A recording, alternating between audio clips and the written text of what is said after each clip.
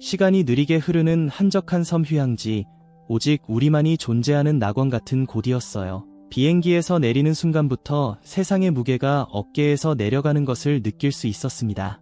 이곳은 인생의 혼돈이 우리를 건드릴 수 없는 안식처였습니다. 눈앞에 끝없이 펼쳐진 깨끗한 백사장, 황금빛 태양 아래 반짝이는 수정처럼 맑은 바닷물, 해안을 따라 우아하게 자리 잡은 프라이빗 카바나, 숨막히는 수평선 전망 등 우리가 꿈꿔왔던 모든 것을 갖춘 호텔이었죠. 아름답기만 한 것이 아니라 완벽했습니다. 마치 우주가 이 여행을 잊을 수 없는 여행으로 만들기 위해 음모를 꾸민 것처럼 모든 디테일이 럭셔리함을 뽐내고 있었습니다. 스위트룸에는 차가운 샴페인 한 병이 우리를 기다리고 있었고, 샴페인의 거품은 작은 다이아몬드처럼 빛을 받아 반짝였습니다. 매일 신선한 꽃이 배달되어 달콤한 향기가 객실 구석구석을 가득 채웠습니다. 직원들조차도 우리가 말하기도 전에 우리의 요구를 예상하고 우리를 손님이 아닌 왕족처럼 대하는 것 같았습니다. 몇 달 만에 처음으로 삶이 다시 단순하게 느껴졌습니다. 마감일이 다가오지 않고 휴대폰에 쌓이는 이메일이 없고 루시와 저를 방해하는 방해 요소도 없었습니다. 신혼의 행복을 만끽하며 미치도록 사랑에 빠진 두 사람뿐이었죠. 루시는 빛이 났어요. 그녀는 산들바람에 딱 맞는 선드레스를 입고 그 시절을 떠돌았고, 우리가 함께 경내를 탐험할 때 그녀의 웃음소리가 복도에 울려 퍼졌습니다. 무성한 정원을 함께 거닐거나 야자수 그늘 아래 나란히 누워있든 그녀와 함께하는 모든 순간이 짜릿하게 느껴졌습니다. 우리 사이에는 오랜 시간 서로를 알고 지내면서 생긴 편안함과 리듬이 있었지만 여전히 새로운 남편과 아내라는 설렘으로 물들어 있었습니다. 어느 날 저녁이 생생하게 기억납니다. 우리는 해질녘 해변에 앉아 하늘이 주황색과 분홍색으로 물들고 있었어요. 파도가 우리 발밑을 부드럽게 스치는 동안 루시는 제게 몸을 기대고 머리를 제 어깨에 기대었습니다. 바로 여기에요. 그녀가 거에 경건하게 속삭였습니다. 우리의 영혼이 여기서 시작되는 거야. 그녀의 말은 밤하늘의 별들이 제 자리를 차지한 후에도 오랫동안 제게 남아있었습니다. 그 순간 저는 그녀를 믿었습니다. 우리를 믿었습니다. 하지만 낙원은 예상치 못한 순간에 무너지는 법이 있습니다. 그 모든 아름다움의 표면 아래에서 처음에는 거의 눈에 띄지 않을 정도로 작은 균열이 생기기 시작했습니다. 루시와 다른 누군가가 미묘한 눈빛을 주고받았습니다. 받지 않은 전화에 그녀는 금세 침묵했습니다. 그녀의 미소에는 기쁨의 찬 목소리와는 달리 긴장감이 감돌았습니다. 그 당시에는 이런 것들을 제 상상의 산물, 주변 환경의 광채가 드리운 덧없는 그림자라고 치부했습니다. 하지만 지금 돌이켜보면 그것이 지평선 너머로 다가오는 폭풍의 속삭임, 즉 경고의 신호였다는 것을 깨달았습니다.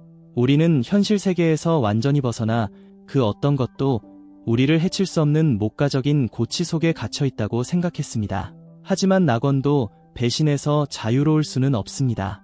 그리고 날이 갈수록 저는 행복이 얼마나 연약한 것인지 깨닫게 되었습니다. 신혼여행 중 여느 때와 다름없이 시작된 넷째 날 밤, 루시와 저 사이에 조용하고 친밀한 순간에 그런 일이 일어났습니다. 우리는 침대에 누워 있었고 침대 옆 스탠드에 은은한 불빛이 방 전체에 황금빛을 들이우고 있었습니다. 루시는 휴대폰으로 여행 사진을 스크롤하며 추억을 되새기며 얼굴에 웃음꽃을 피우고 있었습니다. 저는 와인 한 잔을 홀짝이며 와인의 온기가 제 몸으로 퍼져나가는 것을 느끼며 그녀 곁에 있는 것만으로도 만족감을 느꼈습니다. 방은 고요했고 천국만이 줄 수 있는 고요함에 둘러싸여 있었습니다. 천장 선풍기의 부드러운 잉잉거리는 소리와 멀리서 들려오는 파도가 해안가에 부딪히는 소리가 리드미컬하고 차분하게 들릴 뿐이었죠. 그리고는 산산이 부서졌습니다. 첫 소리는 주변 소음에 가려 거의 알아차릴 수 없을 정도로 날카로운 딸깍 소리가 났어요. 처음에는 바람 소리나 오래된 나무 구조물이 밤에 가라앉는 소리라고 생각했습니다. 하지만 그 순간 발코니 문이 미끄러지는 분명한 신음소리가 들렸습니다. 제 심장이 두근거렸고 우리 둘 중 누구도 반응하기 전에 한 사람이 안으로 들어왔습니다. 그는 그림자처럼 희미한 불빛을 가르는 실루엣이 생생하게 살아나면서 의도적으로 빠르게 움직였습니다. 스키 마스크로 얼굴의 대부분을 가렸지만 그 아래 희미한 램프 불빛 아래에서 이협적인 눈빛이 반짝이고 있었습니다. 한 손에는 어두운 곳에서도 사악하게 빛나는 길고 날카로운 칼을 들고 있었습니다. 다른 한 손에는 비어있는 것으로 보이는 더플백을 들고 있었는데 그 안에는 우리에게서 가져갈 수 있는 귀중품이 가득 들어 있었습니다. 움직이지 마. 그가 으르렁거리며 낮고 비장한 목소리로 위협적인 어조로 말했습니다. 전부 내놔. 저는 얼어붙었고 맥박보다 정신이 더 빨라졌습니다. 지금 무슨 일이 일어나고 있는지 처리하려고 애쓰는 동안 시간이 느려지고 매 순간이 영원으로 느껴졌습니다. 이런 일은 일어나서는 안 되는 일이었습니다. 지금 여기서 일어나서는 안 되는 일이었죠. 현실 세계의 혼돈에서 멀리 떨어진 이 작은 천국에서 고치 속에 갇혀 안전해야 할 때와는 달랐습니다. 내 생각은 혼란스럽게 충돌했다. 싸워야 하나? 그를 설득해야 할까? 루시를 보호할 수 있을까? 제 옆에서 루시는 멍이 들까 봐 제 팔을 꽉 움켜쥐며 숨이 막힐 듯한 헐떡거림을 내뱉었습니다. 그녀의 공포가 느껴졌고 그 공포가 파도처럼 밀려와 저를 덮쳤고 제 공포도 증폭되었습니다. 그녀는 충격과 공포로 몸이 경직된 채 심하게 떨었다. 잠시 동안 나는 그녀를 더 가까이 끌어당겨 어떻게든 그녀를 보호하고 싶었지만 갑자기 움직이면 안 된다는 것을 잘 알고 있었습니다. 대신 저는 그의 존재감에 얼어붙은 듯 근육이 굳어버린 채 가만히 있었습니다. 침입자는 마치 그 공간을 소유한 사람처럼 신중하고 서두르지 않은 걸음걸이로 우리 쪽으로 다가왔습니다. 그의 시선은 루시와 저 사이를 휙휙 넘기며 평가하고 계산했습니다. 그가 다시 말했을 때 그의 목소리는 더 차갑고 딱딱해져서 협상의 여지를 남기지 않았습니다. 금고 열어. 당장. 그 명령에 속이 울렁거렸습니다. 금고 안에는 돈과 보석뿐만 아니라 여권, 신용카드 등 집에 돌아가는데 필요한 모든 것이 들어있었습니다. 그것들이 없었다면 우리는 발이 묶였을 것입니다. 하지만 그것들을 넘겨준다는 것은 더 깊은 무언가, 상징적인 무언가를 포기하는 것 같았습니다. 단순한 소지품이 아니라 이 상황에서 우리의 안전과 통제권을 포기하는 것이었죠. 그럼에도 불구하고 우리에게 무슨 선택권이 있었을까요? 루시가 제 옆으로 몸을 옮기며 남자를 바라보며 떨림이 점점 심해졌습니다.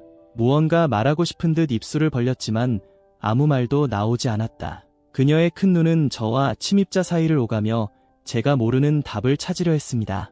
저는 본능적으로 그녀의 손을 잡았고 안심하라는 의미로 부드럽게 꽉 쥐었습니다. 하지만 그렇게 하면서도 그녀의 반응이 뭔가 이상하다는 생각을 떨칠 수 없었습니다.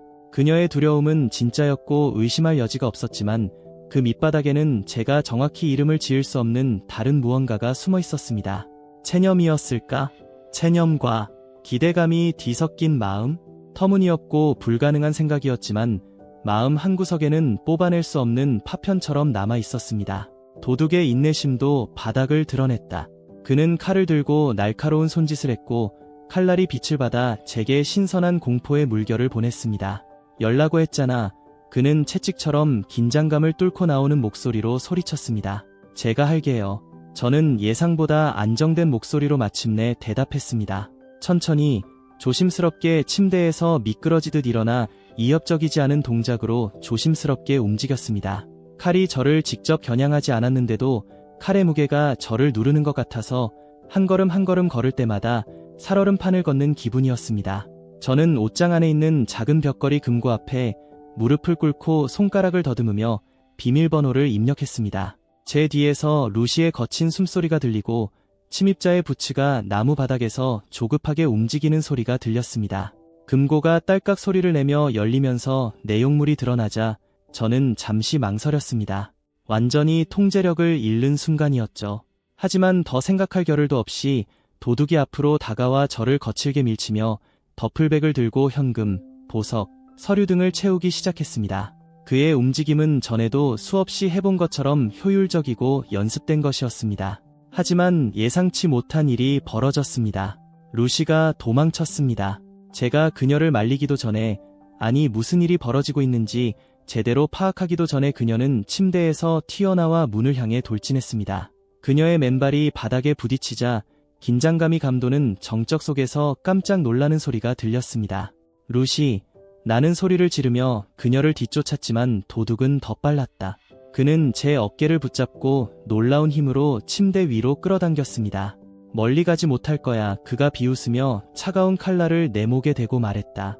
뭐가 좋은지 알면 가만히 있어. 나는 무기력하게 앉아 저 멀리 사라지는 그녀의 발소리를 들었습니다. 걱정으로 가슴이 조여왔습니다. 그녀는 어디로 가는 걸까? 그녀는 안전했을까요? 도움을 요청했을까요? 아니면 그런 생각에 피가 거꾸로 솟구치는 것 같아서 그녀가 위험을 피해 도망치는 게 아니라 위험을 향해 달려가고 있는 건 아닐까요? 몇 시간처럼 느껴졌지만 몇 분이 지났습니다. 도둑은 금고 약탈을 끝내고 다시 저에게로 시선을 돌렸고 태도가 약간 달라졌습니다. 그는 이제 저에게 집중하지 않고 무언가 또는 누군가를 기다리는 것처럼 더 산만해 보였습니다. 그러자 마치 신호라도 하듯 멀리서 엔진 소리가 정적을 깨고 들려왔습니다. 그 깨달음은 제 배를 한 방 얻어맞은 것 같았습니다. 루시는 도움을 청하러 달려온 것이 아니었습니다. 그녀는 그에게 달려가고 있었습니다. 당신이 원하는 건 뭐든 할게요. 루시는 절박함의 무게에 목소리가 갈라지며 애원했습니다. 그녀의 얼굴에는 눈물이 흘러내렸고 붉어진 뺨에는 반짝이는 흔적이 남았습니다. 그녀의 말은 예상치 못한 상황 때문이 아니라 그녀가 말하는 방식 때문에 제 배에 주먹을 날리는 것 같았습니다. 저는 당황스러움, 어쩌면 우리의 낙원을 산산조각낸 침입자에 대한 분노에 대비하고 있었습니다. 하지만 이 여과되지 않은 날것의 절망은 제가 예상했던 것과는 달랐습니다. 그녀는 자신을 위해 애원하는 것이 아니라 나를 위해 애원하고 있었다. 그녀의 눈은 저와 칼을 든 남자 사이를 두려움에 가득 찬 눈빛으로 응시했습니다. 단순한 공포가 아니라 마치 제 목숨이 다음 행동에 전적으로 달려있다고 믿는 듯 더 깊고 날카로운 눈빛이었어요. 그리고 그때 깨달았습니다. 그녀는 자신보다 저를 더 두려워하는 것 같았습니다. 그 깨달음은 등골을 오싹하게 만들었습니다. 어떤 괴물이 우리 안식처에 침입한 걸까요? 도대체 무슨 짓을 했기에 혹은 무슨 협박을 했기에 제가 이미 길을 잃은 사람처럼 보였을까요? 도둑은 그녀의 폭발에도 당황하지 않는 것 같았다. 오히려 지루한 표정을 지으며 귀중품을 보관한 금고로 다시 시선을 옮겼습니다. 그는 우리 둘을 한 번도 쳐다보지 않고 현금과 보석, 서류를 더플백에 넣으며 꼼꼼하게 금고 안을 뒤졌습니다. 마치 우리가 그에게는 사람이 아닌 것처럼, 그저 물건과 물건 사이를 가로막는 장애물일 뿐인 것처럼 그의 무관심은 소름 끼쳤습니다. 그리고 제가 무슨 일이 벌어지고 있는지 파악하기도 전에 루시는 도망쳤습니다. 한순간 제 곁에서 떨며 눈물을 흘리던 루시는 어느새 우리 둘 모두를 놀라게 할 만큼 빠른 속도와 결단력으로 문을 향해 전력 질주하며 사라져버렸죠. 루시, 나는 본능적으로 그녀를 쫓아 달려가면서 소리쳤다. 갑작스러운 그녀의 움직임뿐만 아니라 나를 사로잡은 공포로 인해 가슴이 쿵쾅거렸습니다. 어디로 가는 걸까요? 도움을 청하러 달려가는 걸까요? 아니면 제가 이해할 수 없는 절박한 도박을 하고 있는 걸까요? 하지만 저는 알아낼 기회조차 얻지 못했습니다. 한 발자국도 내딛기 전에 도둑이 저를 붙잡고 숨이 멎을 것 같은 힘으로 뒤로 잡아당겼어요. 그는 저를 침대에 세게 밀치며 한 손으로 저를 고정시키고 다른 손으로 차가운 칼날을 제 목에 가까이 대고 있었습니다. 멀리 가지 못할 거야. 그가 낮고 도끼 어린 목소리로 비웃었다. 뭐가 좋은지 알면 가만히 있어. 나는 온몸의 모든 근육이 제자리에 고정된 채 얼어붙었다. 피부에 닿는 칼의 압력은 미묘했지만 틀림없었고 이 상황이 얼마나 위태로운지를 상기시켜 주었습니다. 정신이 번쩍 들면서 방금 일어난 일을 정리하려고 애썼습니다. 루시는 왜 도망쳤을까? 내가 보지 못한 것을 본 걸까요? 저를 보호하려고 했던 걸까요? 아니면 자신을 보호하려고 했던 걸까요? 그녀의 발자국 소리가 빠르게 사라져 복도에 울려 퍼지더니 완전히 사라졌습니다. 한 걸음 한 걸음 내디딜 때마다 가슴에 못이 박히는 것처럼 느껴졌습니다. 호흡이 얕아지고 맥박이 귓속에서 두근거렸습니다. 그녀는 어디로 가는 걸까? 그녀는 안전했을까요? 도움을 요청할 수 있었을까? 아니면 곧장 위험 속으로 향하고 있었을까? 질문들이 머릿속에서 소용돌이쳤고 하나하나가 더 숨막히게 다가왔습니다. 보기보다 똑똑하군. 도둑은 이제 꽉 찬 더플백에 지퍼를 올리면서 거의 혼잣말로 중얼거렸습니다. 그의 어조는 거의 감탄에 가까웠고 그래서 속이 더 울렁거릴 뿐이었습니다. 무슨 뜻이었을까? 제가 모르는 루시에 대해 뭔가 알고 있는 걸까요? 아니면 단순히 나를 가지고 놀면서 점점 커지는 내 불안을 자신의 뒤틀린 재미로 삼고 있는 걸까? 나는 비명을 지르고 싸우고 무언가를 하고 싶었다. 그러나 칼은 내 목에 단단히 눌려 있었고 적어도 나에게는 잘못된 움직임이 나쁘게 끝날 것이라는 조용한 경고였습니다.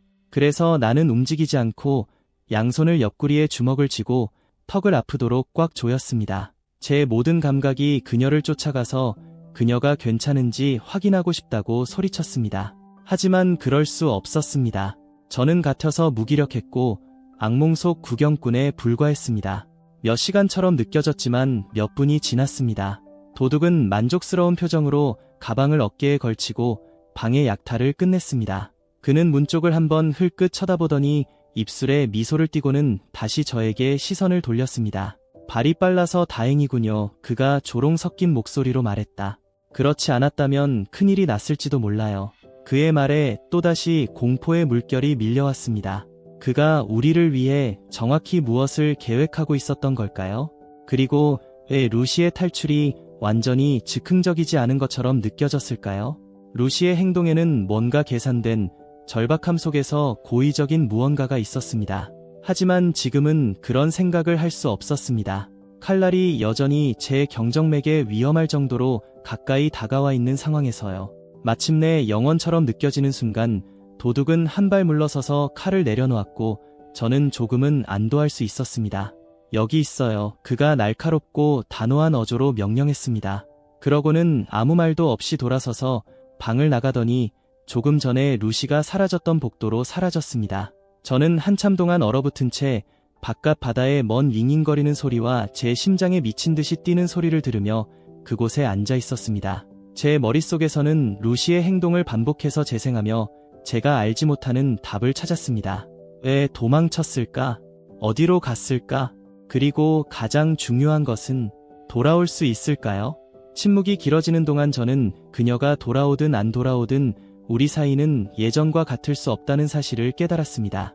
그녀가 저를 바라보던 방식, 즉 목소리의 긴박함, 움직임의 절박함이 제가 그녀에 대해 알고 있다고 생각했던 모든 것의 근간을 뒤흔들고 있었습니다. 그 다음 무슨 일이 벌어지든 루시의 탈출은 단순히 생존을 위한 것이 아니라는 느낌을 떨칠 수 없었습니다. 훨씬 더 복잡하고 훨씬 더 위험한 일이 벌어지고 있었어요. 경찰이 도착하기까지 몇 시간이 지났고 경찰의 존재는 안도감과 침입감을 동시에 안겨주었습니다. 저희 스위트룸에서 목소리가 커졌다는 신고가 들어와 호텔 보안팀에서 경보를 발령한 것이었는데 부끄러움에 속이 뒤집어질 정도였습니다.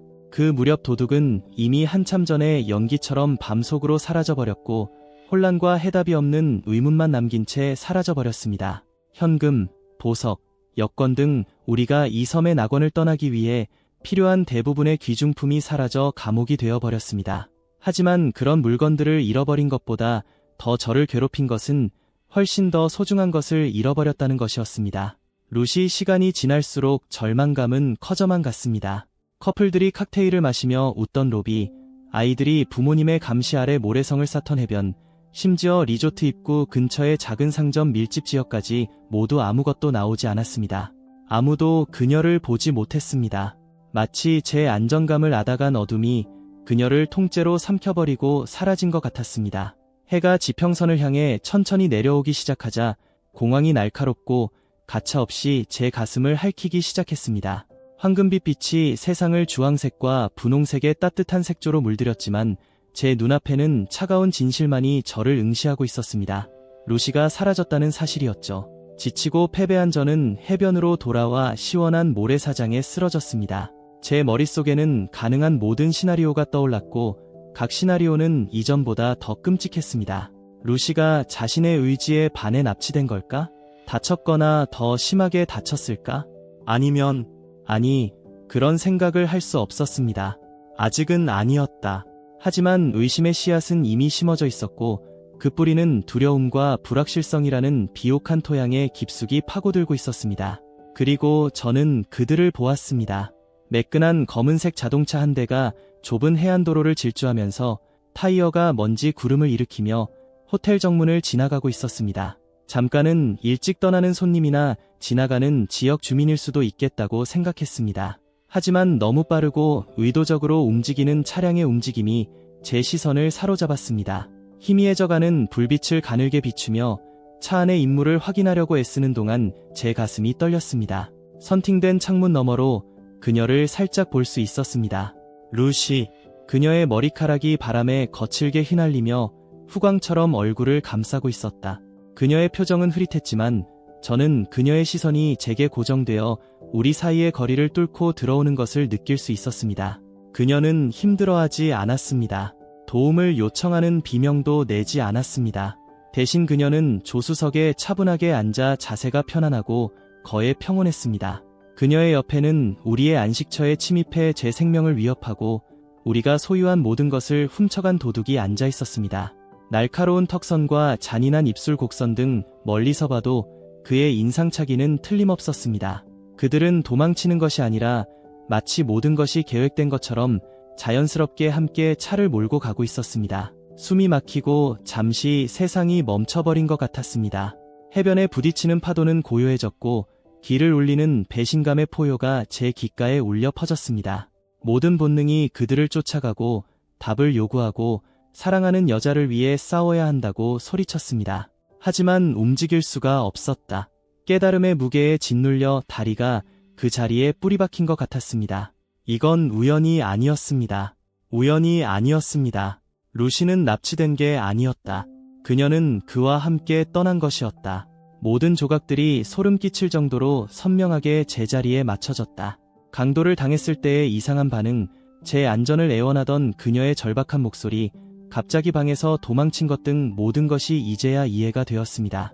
그녀는 나를 두려워하지 않았다. 그녀는 저를 두려워하고 있었습니다. 내가 진실을 알게 될까봐, 즉 그녀가 그를 알고 있었다는 사실을 알게 될까 봐 두려웠죠. 그녀가 그와 계속 함께 일하고 있었다는 사실을요. 배신감의 거대한 파도가 해일처럼 밀려와 저를 아래로 끌어내리고 깊은 수렁에 빠뜨릴 것처럼 위협했습니다.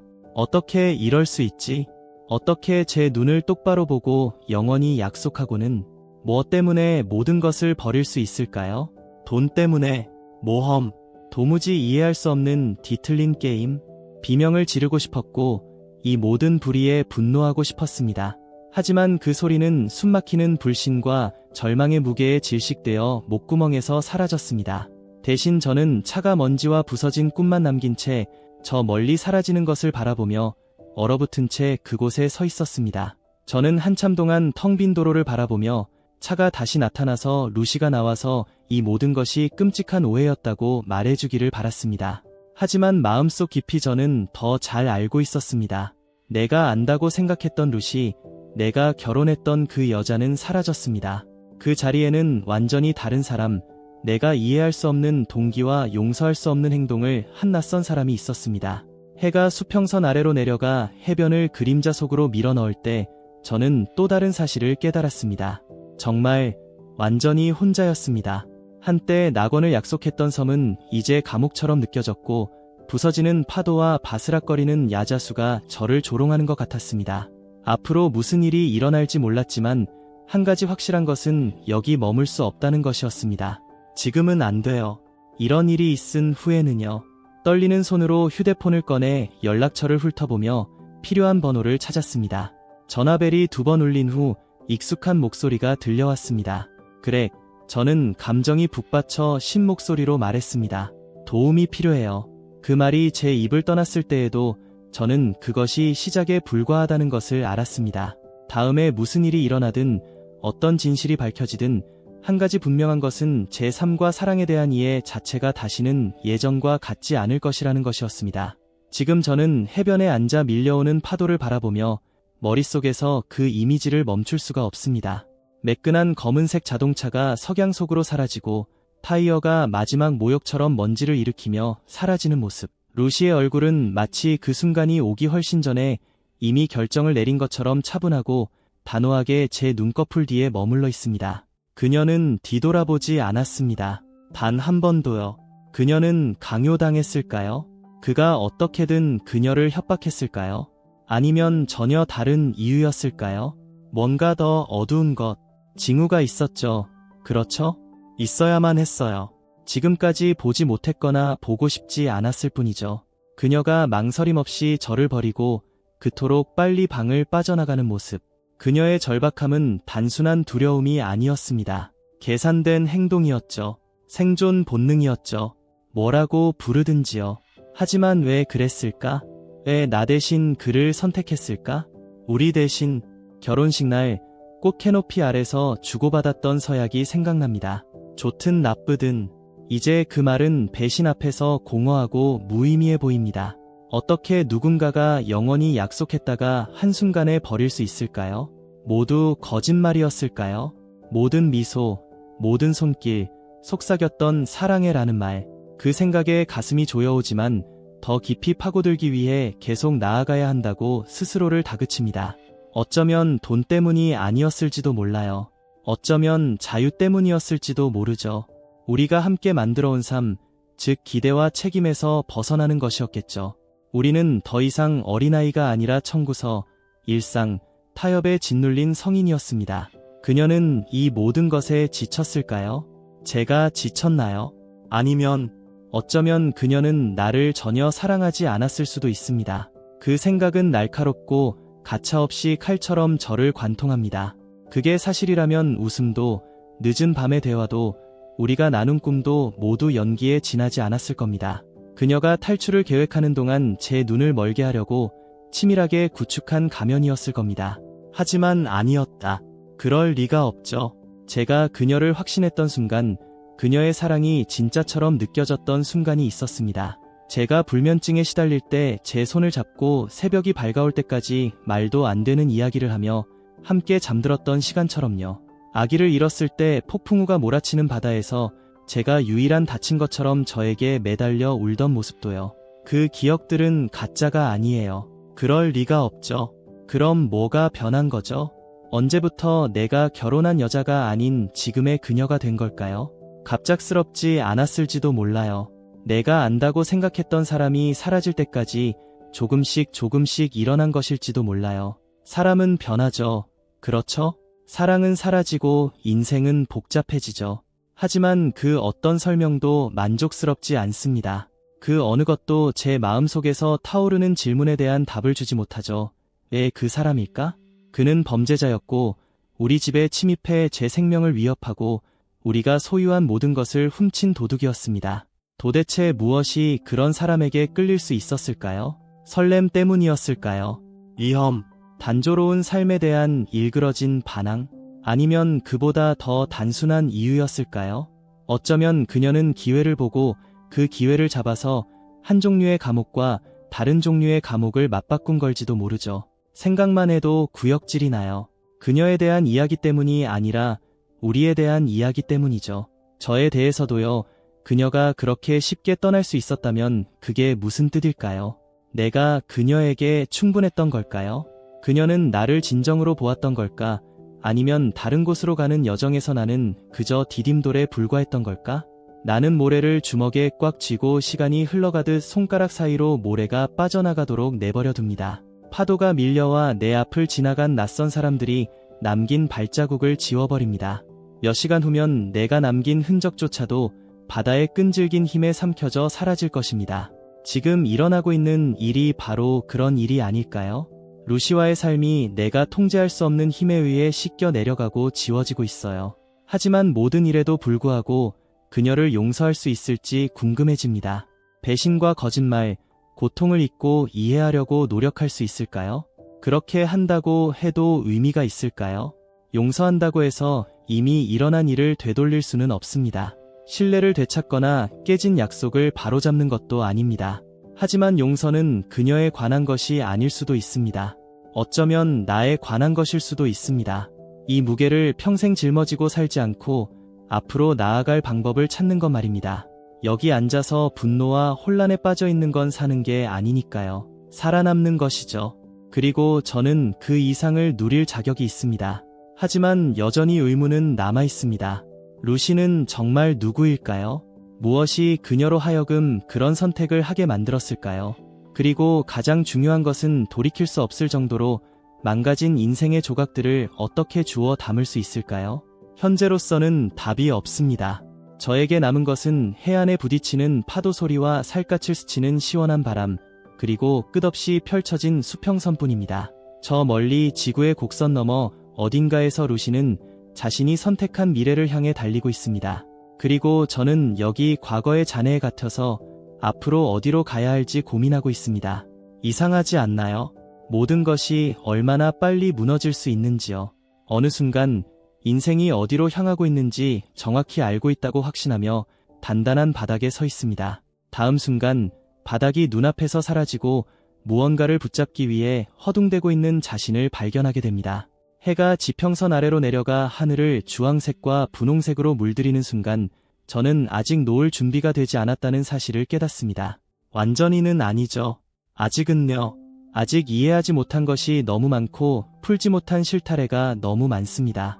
그래서 저는 여기 조금 더 앉아 물을 바라보며 혼돈 속에서 명확성을 찾으려고 노력할 것입니다. 비록 아프고 모든 것을 잃은 것처럼 느껴지더라도 한 가지 확실한 것은 용서할 방법을 찾지 못하면 살아남을 수 없다는 것입니다.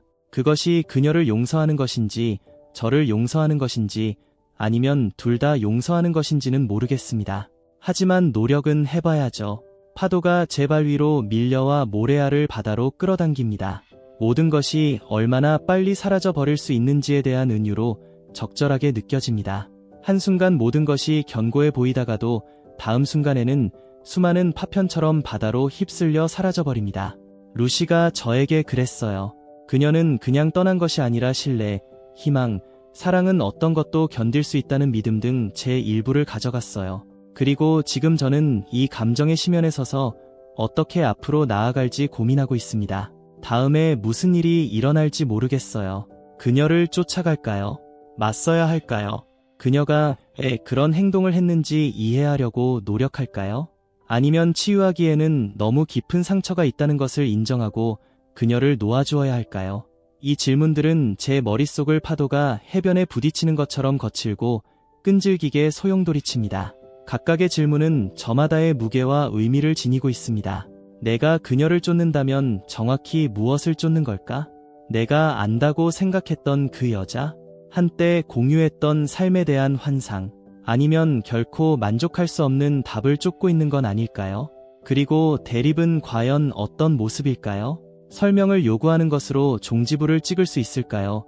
아니면 아픔만 더 깊어질까요? 나는 그녀와 얼굴을 마주하고 그녀의 눈에서 내가 사랑에 빠졌던 사람의 흔적을 찾는 상상을 합니다. 하지만 더 이상 그녀를 알아보지 못한다면요? 진실이 배신보다 더 추악하다면요? 지금은 여기 앉아 수평선을 바라보며 산산이 부서진 현실의 조각을 맞추려고 노력합니다. 사랑은 도둑맞은 눈빛과 도둑맞은 차로 이렇게 끝나서는 안 됩니다. 거짓말과 속임수로 끝나서는 안 됩니다. 사랑은 연결에 관한 것이어야 하고 두 사람이 매일매일 서로를 선택하는 것이어야 합니다. 적어도 저는 그렇게 믿었습니다. 하지만 순진한 생각이었을지도 모르죠. 어쩌면 사랑은 항상 충분하지 않을 수도 있습니다. 해가 하늘 아래로 내려가 구름을 주황색과 분홍색으로 물들일 때 저는 결혼식 날을 떠올렸습니다. 우리는 친구와 가족들에게 둘러싸인 꽃 캐노피 아래 서서 좋든 나쁘든 서로의 곁을 지키겠다고 약속했었죠. 그때는 그 말이 너무나 단순하고 지키기 쉬워 보였습니다. 하지만 지금은 그 말이 무겁고 아이러니컬하게도 잔인하게 느껴집니다. 서약처럼 심오한 것이 어떻게 그렇게 쉽게 무너질 수 있을까요? 정말 진짜였던 걸까요? 아니면 꿈을 잃지 않기 위해 스스로에게 했던 또 다른 거짓말이었을까요? 하지만 과거에 집착한다고 해서 달라지는 건 아무것도 없습니다. 그녀는 돌아오지 않을 것이고 고통도 지워지지 않을 것입니다. 분노와 후회의 악순환에 갇혀 치유의 기회에서 점점 더 멀어질 뿐입니다. 그래서 저는 파도 소리, 피부에 스치는 시원한 바람, 공기 중의 은은한 소금 향기 등 현재에 집중합니다. 이러한 감각들은 저를 안정시키고 삶이 멈춘 것처럼 느껴질 때에도 삶은 계속된다는 사실을 상기시켜줍니다. 별이 하늘에 점점이 떠있기 시작하면 저는 제 자신과 조용히 약속을 합니다. 나는 살아남을 것이다. 나는 치유될 것이다. 그리고 언젠가 고통이 사라지면 이 섬의 청록색 바다와 금빛 모래 등 아름다움을 기억하며 모든 일몰이 끝을 알리는 것은 아니라는 사실을 상기할 것입니다. 때로는 새로운 장의 시작일 수도 있죠. 그 장에 그녀가 포함되지 않더라도요. 하지만 상실을 겪으면 무시하고 싶었던 자신의 일부와 마주하게 되는 것은 참 신기한 일입니다. 루시가 떠난 후 며칠 동안 저는 루시뿐만 아니라 제 자신에 대해 모든 것에 의문을 품게 되었습니다. 그녀가 없는 나는 어떤 사람인가? 나는 여전히 모험과 무한한 가능성을 꿈꾸던 예전과 같은 사람인가요? 아니면 이 경험이 아직 완전히 이해하지 못하는 방식으로 저를 변화시켰나요? 날 것 그대로의 모습과 취약한 부분이 두렵기도 합니다. 하지만 어쩌면 바로 거기서 성장이 시작되는지도 모르죠. 어쩌면 치유는 있거나 앞으로 나아가는 것이 아니라 상처와 함께 살아가는 법을 배우고 상처가 나를 정의하지 않고 나를 형성하게 하는 것일지도 모릅니다. 내일은 작은 것부터 시작하겠습니다. 도움을 주겠다고 한 친구 그렉에게 전화할 거예요. 그렉이 제 주의를 돌리고 관점을 제시해주거나 적어도 혼자가 아니라는 사실을 상기시켜 줄 수 있을지도 모르죠. 그 다음에는 한 번에 한 걸음씩 나아갈 거예요. 아파트를 청소하고 함께 살았던 추억을 정리하고 무엇을 간직하고 무엇을 버릴지 결정할 거예요. 쉽지는 않겠지만 꼭 필요한 일이에요. 과거를 붙잡고 있다고 해서 그녀가 돌아오지 않을 것이고 미래를 만드는데도 도움이 되지 않으니까요. 결국 저는 다시 세상과 마주해야 하고 다시 일하고 친구를 만나고 언젠가는 데이트도 해야 합니다. 생각하면 두렵기도 하지만 한 가닥 희망이 보이기도 합니다. 이 배신이 저에게 큰 상처를 주긴 했지만 사랑을 믿는 제 마음 한구석이 꺼지지는 않았으니까요. 마음속 깊은 곳에서는 여전히 사랑이 존재한다고 상처 주지 않는 사람을 찾을 수 있다고 믿고 싶어요. 그때까지 저는 다시 마음을 열 수 있을 만큼 강해질 때까지 벽돌 한 장 한 장 제 자신을 재건하는 데 집중할 것입니다. 밤은 점점 어두워지고 별은 더 밝아집니다. 파도의 리듬에 몸을 맡기며 해변에 조금 더 머물렀어요. 며칠 만에 처음으로 연약하지만 평온함을 느낍니다. 아직 행복은 아니지만 시작입니다. 때로는 그것만으로도 충분할 때가 있죠. 시작, 불꽃, 계속 나아가야 할 이유. 그래서 저는 다리에 묻은 모래를 털어내고 일어나 아파트로 돌아가는 길로 향합니다. 앞으로의 길은 불확실하지만 한 가지 확실한 것은 이것이 저를 정의하도록 내버려두지 않겠다는 것입니다. 앞으로 어떤 일이 일어나든 용기와 회복력을 가지고 정면으로 맞설 것입니다. 슬픔 속에서도 제가 누구인지, 어떤 사람이 되고 싶은지 재발견할 수 있는 기회라는 일종의 자유가 있기 때문입니다. 그리고 어쩌면 그 자유를 붙잡을 가치가 있을지도 모르죠.